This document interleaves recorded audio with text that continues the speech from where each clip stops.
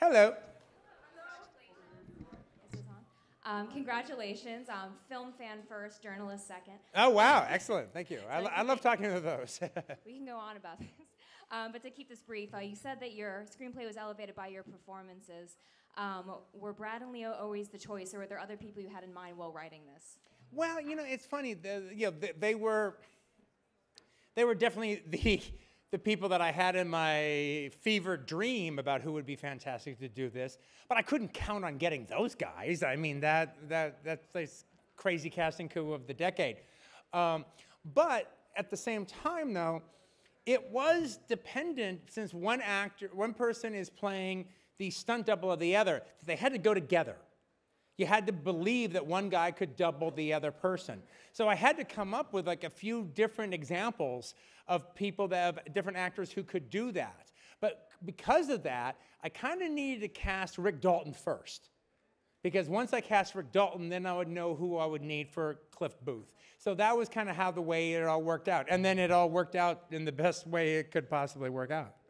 Quentin, right here to your right. Congratulations, Steve Futterman from CBS News. Hey, Steve. I wanted to ask you, first of all, I love the KHJ jingles on there. Oh, thank you.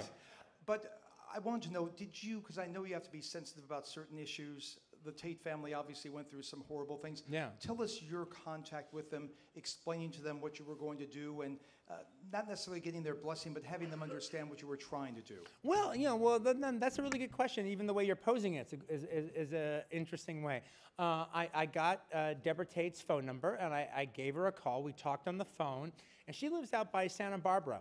And so what I did is I drove out there. I drove out to Santa Barbara, and I got a hotel for the weekend. And so we went out, so we got together for like a lunch in Santa Barbara. And by the way, it's a lovely city, so it's a really good place to hang out. But we got together, we had a big lunch, and I kind of talked to her about the movie without trying to spoil everything, but just telling her where I was coming from and what it meant to write the movie, how I felt that I got to know her sister, all right, from writing it. Then we went and had dinner, and then I got to ask her questions. All right, because I wrote a lot of this I wrote a lot of this, and I had done a lot of research, but now I was really talking to, the person who really knows. So I could ask her specific questions. Like for instance, a lot of people actually think that the last lunch of Sharon's life was Joanna Pennant and another person. But no, that was not the case. I found out for sure that no, that was just Joanna Pennant showed up that day. So then I gave her the script to read, and no one else, not Brad, not Leo, nobody else had the script on their own to take home.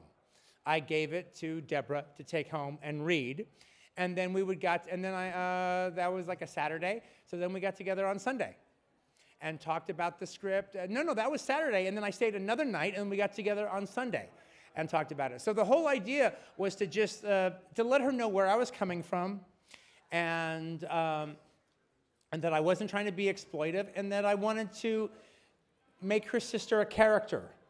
And for too long, she has been excluded as a character in her own story.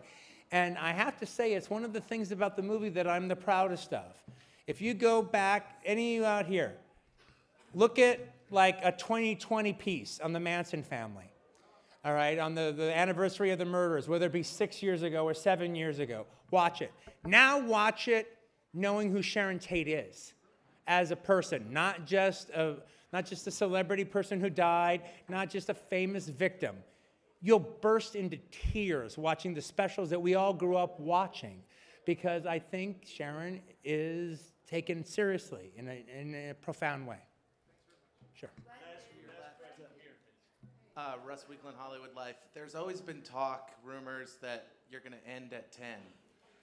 Do you really want to end with 10 directorial films, or will you ever stop? Like, we don't want you to stop, but well, thank you very much. The whole idea is to like leave them wanting more. All right, a little bit. Yeah, that's always the old vaudevillians' way of going out. Yeah, I do like the idea of a 10-film filmography, especially a 10-film filmography where I've spent the last 30 years giving everything in the world that I have to it.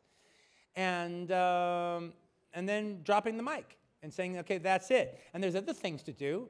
I can write plays, I can direct plays, I could do a TV show, I could do a lot of different things, but the filmography will stand.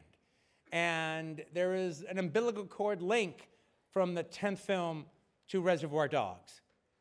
So there is this artistic intention that carried from the beginning all the way through the end. And I think that's actually really kind of cool. I think that's really terrific. Also, as time has gone on, I've been making movies for a long time. I've given them a lot.